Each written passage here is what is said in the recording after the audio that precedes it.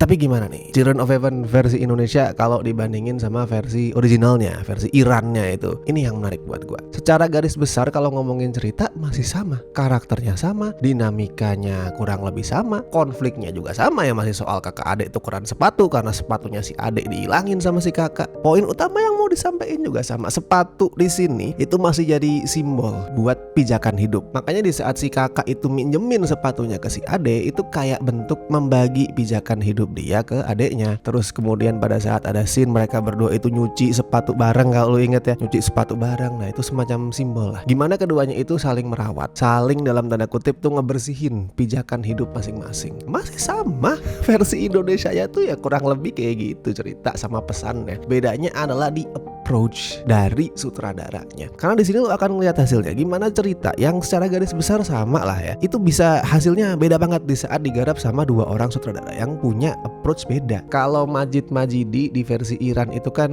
gue sebutnya ya itu adalah potret realita. Dia mau ngasih lihat realita sebagaimana adanya. Kalau Hanung di sini dia tujuannya adalah mendramatisasi realita. Dan gue nggak masalah sih dengan itu ya. Selama dieksekusi dengan baik, digarap dengan gak asal-asalan, I'm fine with that. Which is itu kasusnya di Children of Heaven versi Indonesia ini. Sederhananya ini lebih masuk lah ke selera penonton luas di Indonesia ya. Apalagi misalkan lu itu termasuk orang yang nyari tontonan keluarga yang mengharukan, yang punya pesan meaningful, yang cocok banget buat ditonton pas liburan Idul Adha. Ini pas. Ini bukan sebatas urusan mana yang lebih bagus approach-nya, itu balik ke selera masing-masing. Tapi kalau ditanya mana yang lebih pas dipresentasiin di lingkup penonton luas Indonesia, ya emang Children of Heaven versi remake ini sih. Efek dramatisnya itu lebih ditonjolin di sini. Amarah sama kesedihan karakternya itu lebih diledakin, lebih digedein emosinya. Termasuk di karakter dua bocilnya ya, yang itu diperanin dengan oke banget sama dua aktor ciliknya, Jared Ali sama Humaira Zahra. Itu mainnya oke, bikin kita penonton itu gampang bersimpati sama mereka. Itu bukan tugas yang gampang loh. Soalnya gue inget banget pada saat nonton Children of Heaven yang asli, terus ngeliat aktingnya Amir Farrokh itu, wah, dia tuh tipikal bocah yang nggak harus pakai nangis sekalipun. Mukanya itu udah sendu banget. Gue ngeliat si Amir Farrokh Ali di versi aslinya ya, itu diem aja gitu menatap, itu udah gue, wah,